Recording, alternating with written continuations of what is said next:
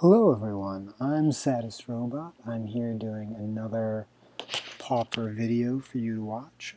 Let me know what you think or if you have any comments. But here, instead of doing my green tokens deck from last weekend, I'm going to be doing a green-black mid-range control-y deck. It's my own brew. Here it is. It's got a lot of disruption and removal, along with a little bit of ramp, some just value creatures, card draw, whole lot of removal, and then on the high end, just some nice big beef to go over the top of other decks. In the sideboard, got some more edict effects for decks where that's important, plus some mass removal, basic, some life gain, and some anti-enchantment and anti-artifact effects, and some graveyard hate. So let's go and find a game. Alright, looks like we've got a game here. We got Magic Goomba. I'm in the Just for Fun room right now, so hopefully we'll have a little bit of fun. This deck, oh, we won the die roll, look at that. This deck is actually one of the more competitive decks I've managed to put together. So we could probably be playing in the tournament practice room, except that we're just really terrible against burn. So I'd rather not have to play against it.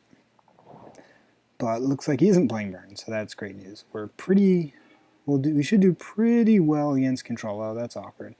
So what's better, playing the duress now, or having to wait a turn for Liliana Spectre? So this is why you played Jungle Hollows first turn, but I was greedy. We'll play the Jungle Hollows now. Play this. I think it's more important to play the Liliana Spectre on time. Reach through miss. Oh, look at this. You got a brew going on. Must be maybe an Ire of Kaminari deck? I don't know. We'll find out. Ooh, another Lily Spectre.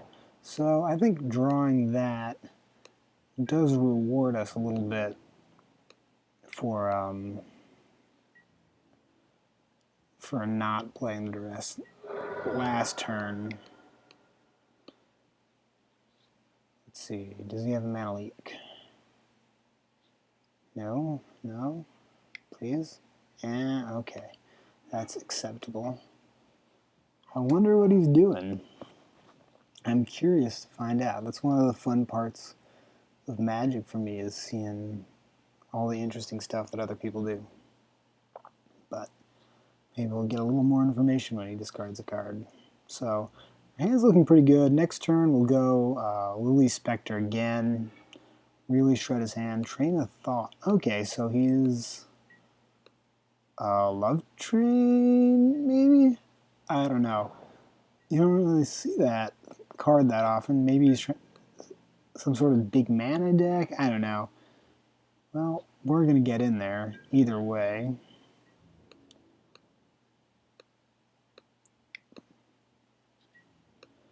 No, he's going to take, play the Jungle Hollow, love to gain a life, black, black 1, Lily Spectre again. Alright, so could be drawing a counterspell. He's got counterspell up. Yeah, looks like it. No, maybe, no. Think twice again. This is flashing back. Okay, that's fine. I feel like we're doing pretty well here. You've got a good bit of pressure on him. We'll probably duress him next turn unless Augury Owl. What is some sort of funky combo deck? I mean, that makes me think maybe it's a Train of Thought deck. I mean, a Love Train deck. Warwing Siren. Heroic. This deck is a mess.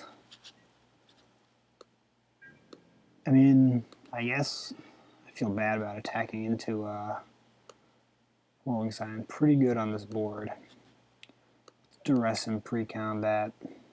So I know Nasty tricks.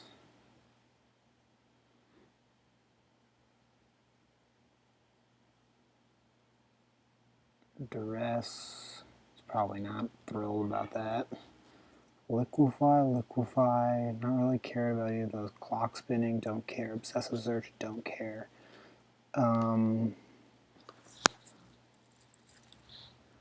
I guess the card that makes me most nervous is Think Twice, but that's doing an annoyingly good job of holding back our team. I don't think we can attack into it. Unfortunately, on the plus side, there is a ton of removal in this deck, so we should draw into some relatively soon. I'm going to draw Swamps. You generally only need like 2 green sources in this deck, and then after that you mostly just want black sources. I'm doing Obsessive Search, that's fine.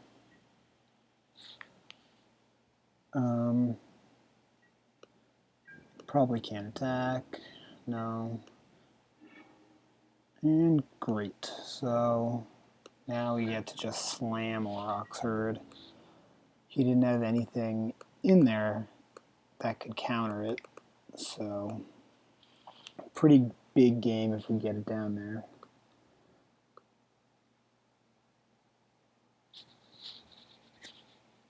I mean, he did draw 2 cards since then, but so it's entirely possible to do something. We haven't actually seen a counter spell from him. It's hard to believe he could be a blue clock spinning. Choose a counter on target. So he can counter it even though he doesn't actually have. He can target it even though it doesn't actually have any. Interesting. I would love to use Aurochs Herd's ability. Alright, so and he's still doing a decent job holding us back with that Warwing Siren. So is he just like a blue heroic deck? That seems insane. He hasn't really shown us anything control-y. Phyrexian Ranger. We could play Phyrexian Ranger. I think I'd much rather just keep the love train going here. Keep the Aurochs Herd train going. Probably should have done that post-combat. Nothing. I would love to use his ability. Is there any blue card that just blows us out here? Like, there's no mass removal he could have. Clock spinning. He fucked up. Or maybe he didn't? I don't know. Interesting. So he clock spun it. The heroic thing resolved first.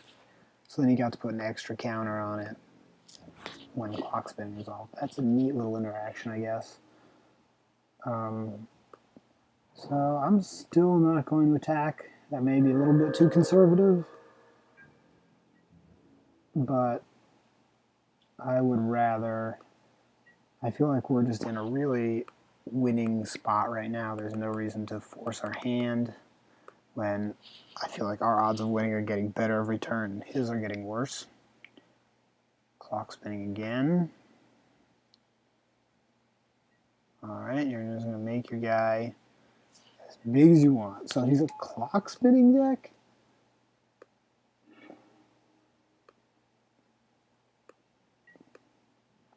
Like, I'm not, like, sure you can eat my Aurochs Herd, but you're going to die anyway, because, sure. We haven't drawn any removal, which is kind of frustrating. This card's liquefy, that's fine. I almost forgot he had those. That's a good reason to not play Phyrexian Ranger. Okay, yeah, I'm just gonna still not attack.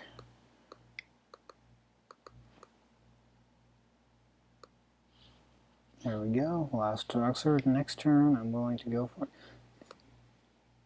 Oh, look at that. Okay. Alright, so next turn, I'm willing to go for it. Hopefully we'll draw some kind of removal at some point. Another familiar. Luckily, the Aurochs herds have trample, so discards clock spinning. Must have another one. Oh, can't attack. Font of Return. I will dig it. We're not going to play it right now because we can play around his liquefy a little bit. Yeah, guys get bigger. They don't have trample. Yep. He's under some pressure now.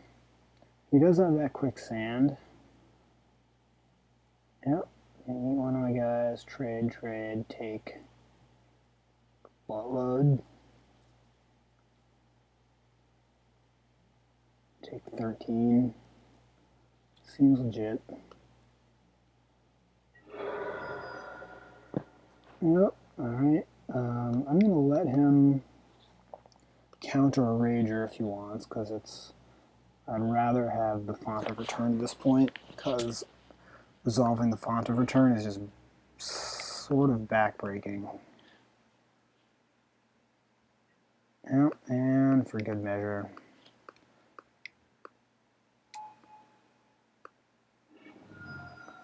Oh, and we got the red flash. So, yeah, I feel like we're in great shape. The reason I run Ren Flash rather than Doomblade or Victim of Night, I think the double black on the Victim of Night is a little awkward for this deck, and I think Doomblade is too restrictive. I mean, this is even less restrictive than Victim of Night. So, yeah, I like Red Flesh a lot. I think it's an underplayed removal spell, and I run it in a lot of decks. Maybe you should too, or maybe I'm a moron. I'm not really sure. Oh, look at that. Alright. He could easily have removal up. That's okay. I mean, he's dead anyway. Yeah, you got it. And I'll just attack into him because there's not a damn thing you can do about it. Got 3 lethal threats. And he has to deal with all of them. There's no way he can with 1 colorless mana. Even if he activates the quicksand, which I don't think he can. No, he can. But it doesn't matter. Yeah, you're super dead.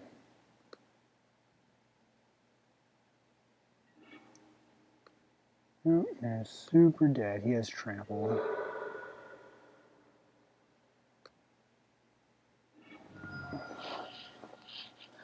Yep. Alright, let's go to sideboard. His deck seems interesting, but not particularly good. Do I want any of these guys? Meh. Maybe Shrivels are good against the Augury Owls. But, nah. I think we're reasonably well lined up, especially if we draw a typical number of removal, amount of removal rather, which we didn't last game until the very end. I mean, we run 4 of Chainer's Edict. I mean, we main deck something like 8 or 10 removal spells. More. Let's see. We run 4 Chainer's Edict, 3 Disfigure. That makes 7, plus 2 Ren Flesh makes 9, plus whatchamacallit, plus 1 of Echoing Decay and Pestilence. If you count that as removal, it's sort of, yeah, I mean, it's removal-y. Hello everyone. So unfortunately the recording of Game 2 cut out, so I decided to add some commentary in post. Let me know what you think about that, and we can try to fix that later. But for now, it seems to be some computer problem. I'm playing this on MacBook Air, which doesn't have really any free memory at all, so some problems. We'll hopefully get it worked out. Here we see a hand. It's a great hand. The mana's a little awkward with tap lands, but totally keepable. Yeah, I've so far been really happy with this deck. I've been playing it for a while. In a different metagame, It could be tournament competitive. I mean, you can play in the tournament practice room, but the big issue is that Burn just hoses it so badly. He goes Quicksand first turn, that's fine. We go first turn Jungle Hollow, pass it back. Looking to Duress next turn. He plays an Owl Familiar. Yeah, it looks like we find out this game plays a ton of these Owl Familiars. I don't think they're a great card. I think you'd be better off playing, what's that called, Palace Familiar. When it dies, you draw a card. I think that's a better card. We duress him. Yep. See his hand. And let me know what you would take. I decided to take the Liquefy. We could have easily taken the Obsessive Search, but I just think we don't care about that card. I mean, I sat there wondering why he was playing Obsessive Search instead of, something like Ponder, Preordained Brainstorm. And I'm not really sure why. Those cards, for the most part, aren't that expensive. But, yeah, I don't know. You draw another Duress, so having picked the Liquefy first time pays off now because we get to strip all his counter magic, which clears the way for Read the Bones if we ever want to cast it. But we don't really have to cast it now. We've got Blastoderm coming down next turn, and that's just kind of going to be a big deal. It's another Owl Familiar. We don't care about that. Pretty irrelevant at this point. Oh, look, he gets his cute little interaction with Obsessive Search. Maybe that's why he has it, but that seems awfully thin. Like, okay, you turned your Owl Familiar from a loot into a draw card. Like, great. Gets in for one, we don't care. Just gonna slam Blastoderm, nothing you can do about it. No way he can really interact with it at all. And it's just going to be bigger than like everything in his deck. Ow. Another little Owl Dork. Next turn we can play Pestilence, and that will ruin his whole day. Gets in with the Owls. Don't really care. Go to 18. Yeah, I mean, I love Blastoderm. One of the things about it is that, I mean, the fading thing, it's a little awkward that you only get to attack with 3 turns instead of 4, so it means your Blastoderm can't kill them on its own. It can at maximum deal 15 damage. We drew the Swamp off the top, which was great, because it let us cast Pestilence and activate same turn, and just get a free hand with our Blastoderm. He's going to go ahead and cast another Owl. Seems terrible. I guess he just really wanted the Scry, but at that point you're just throwing cards away. Maybe he didn't have anything else to do. No, he had the Triton thing in hand. We know it because we saw it when we dressed, so surely he should have run that out. At least he could have wouldn't have died to Pestilence. As it turns out, it would have died to Chainer's Edict. But, I mean, he didn't know that. And we get in, and at this point he's just really in bad shape. We cast Read the Bones. The Elves don't care about that. Jungle Hollow is an acceptable draw. And we draw a Swamp, which is not bad because it means we can run out Werebear. Yep. And next turn. Now, what does he do? He knows he has to run out the Triton, but it doesn't matter. He's just going to get chainered. Yep, we get in there. It's fine, gain a life. And we can just Pestilence him out now. So, easy win for us.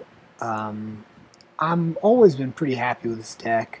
It wins a lot, it has a lot of pieces, very versatile. Can go over the top of a lot of decks with its big creatures. It has enough removal to keep up with just about anything. It sideboards into mass removal pretty well for tokeny L for goblin strategies. The one thing that really it's weak to is burn. Unfortunately, I haven't figured out a real great solution to that. Let me know if you have any ideas. But yeah, so that's the deck. The link to the list will be in the About section below. So let me know what you think, and thanks for watching, guys.